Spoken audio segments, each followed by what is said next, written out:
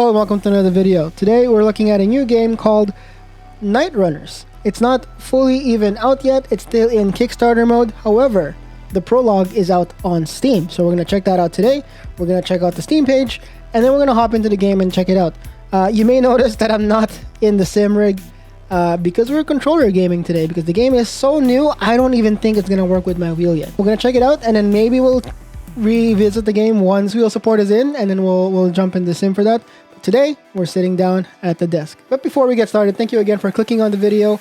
We're going to be checking out more games like this, making more videos about gaming and technology.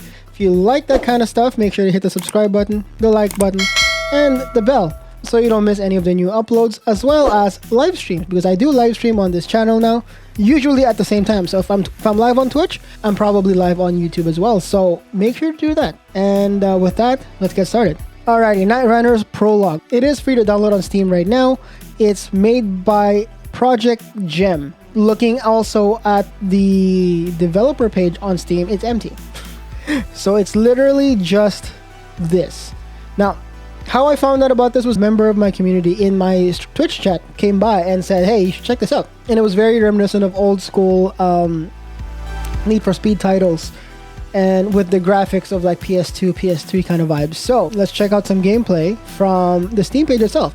Based on this alone, it does seem like there is some kind of aesthetic that they're trying to hit, and it's looking like more old school. And true enough, if you look at that, it definitely looks like I'm playing Maximum Tune in the arcades from like 09 or 2010 or something like that. It does also look like there's a lot of detail within certain bits of this video. If you look at the gauge cluster, it does say Sanus on it right there. And if you know anything about cars, that's basically an anagram for Nissan or Nissan, however you want to read that, because we're driving what looks like an R34, I think. I'm excited, so hopefully you're excited. We're going to launch the game, and then we're going to cut back right when we're inside the game. The game just launched. It does say that this experience is a prologue. Content is limited in some areas, and it might lack polish. Thank you and enjoy. We already know this. Like I said, this is something that is still in Kickstarter. I am not at all affiliated with them. I just figured it might be cool to make a video out of it, and y'all can see what's going on. It definitely feels like I'm playing something from the PS2 era, for sure. This game features camera bleed effects. This is intended a way of playing, but it can be turned off. We'll keep it as is. So it does stay true to what the developers want us to see and experience. I will say that it doesn't want you to use sticks. Like, I'm scrolling up and down here, and it doesn't want me to use sticks. It actually wants me to use the D-pad. Pretty interesting. After I restarted the game, because there's definitely some sort of, it's not a, I think it might be a bug with, not a bug, sorry. It might be an issue with the design of the controller settings, because it doesn't, once you get in, it won't let you get out until you assign stuff, which in my situation where I have steering wheel, shifters, joysticks, and throttle quadrants attached to this computer, it won't let me push forward out of it without having to map every single thing. We're just gonna go ahead and hit A and start playing using the Xbox controller today. Hello, my name is okay. Let's just go Jam. Let's go Let's go Jam.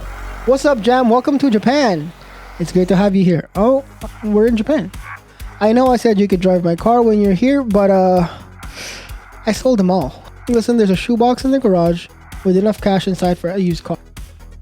It says Pride and Gretty. Pride is like is definitely a callback to Bride or Breed, the racing seat brand. Gem InGen,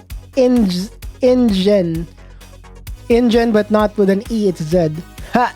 That's hilarious. I don't want to play the music just in case it's copywritten, but it does seem like it's got like a radio type of thing from your phone, which is kind of nice. Bayshore Auctions and Import. What's funny is the names, guys. Look, Sanus Lavisa 200 RS 1989, with 384,000 kilometers with an engine misfire issue. So it does show what, you know, engine problems. If not, car keys are missing. Started with a screwdriver. That's awesome. Satis Levisa 180 RS, low oil pressure, 1989. Same year I was born. That's awesome. Let's check the other ones. So they're all just Levisas, which, if you know cars, that's literally an anagram for Nissan Silvias. 180 and 200, or I guess it's 240. I don't know if is there a 200 Silvia? I don't remember. But oh, actually, if there is one, put it in the comments. I don't actually remember. As far as I remember, there's a 240. There might be a 200. Anyways, put it down in the comments if I'm mistaken there. All right, let's go and get the grade 2 with a full tank of fuel, the manual. All right, let's hit view car. Okay, that's pretty cool. It's basically like auctions. So when you are looking for Japanese or JDM cars, it looks like this. It'll be like a room where the car drives in, and then you can take a look. Oh, okay, we can check next camera. All interior shots. Sick. This car has a manual transmission. This cannot be changed. That's fine, which is what you get in a real car anyways. You buy a car, it's a manual, unless you have the money to swap it. Buy the 1989 200 RS Levisa for 800,695 yen. Let's do it. Hello, Jam. Don't be afraid. I believe you have a mutual associate who has unpaid debts with my organization. Now you arrive here with nothing, but then exit their garage with a fresh Satis Levisa. You will use that Satis Levisa to earn me back what I am owed. I hope you can drive. What? I was just given 4.4 million yen as a don't skip. Okay, thank you. Sure. You are now in debt. Oh my god, we just got here. Debt cash is only for betting. Repay your debt by winning races. If you lose this cash, your car will be taken as payment. I will say that the triggers on the Xbox controller are pretty good and handled pretty well by the game. Like if I'm going full in, it actually goes full throttle in the game.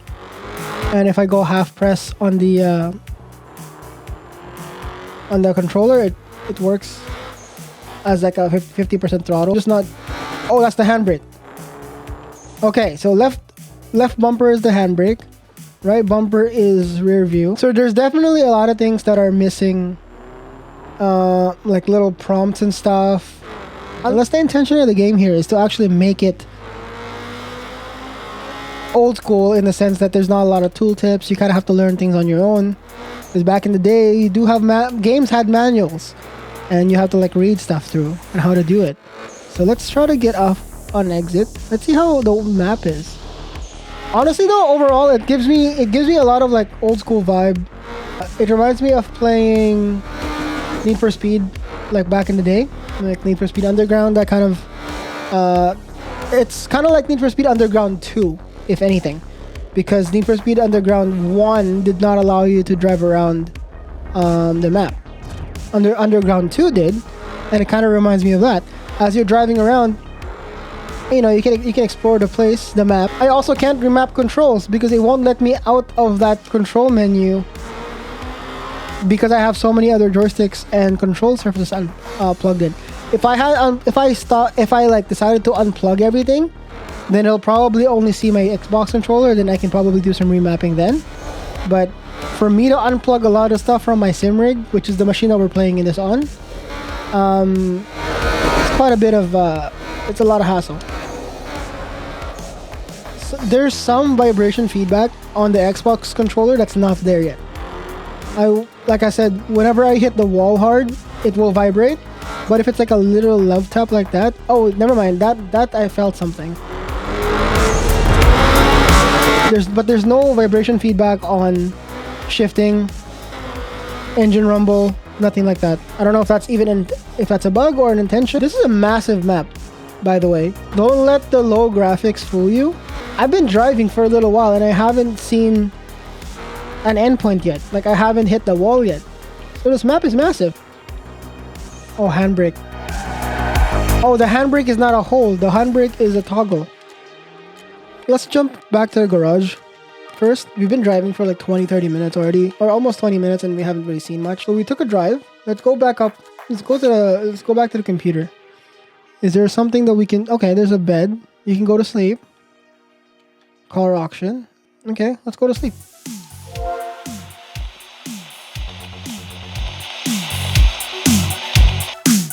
Cash earned, total oh, okay. Night rating final F. Does that mean then a lot of the game takes place at night? There's no daytime driving at all. I don't think. Yeah, it's always you always wake up in the evening. So 8 p.m. right? I still don't know how to change oil right there.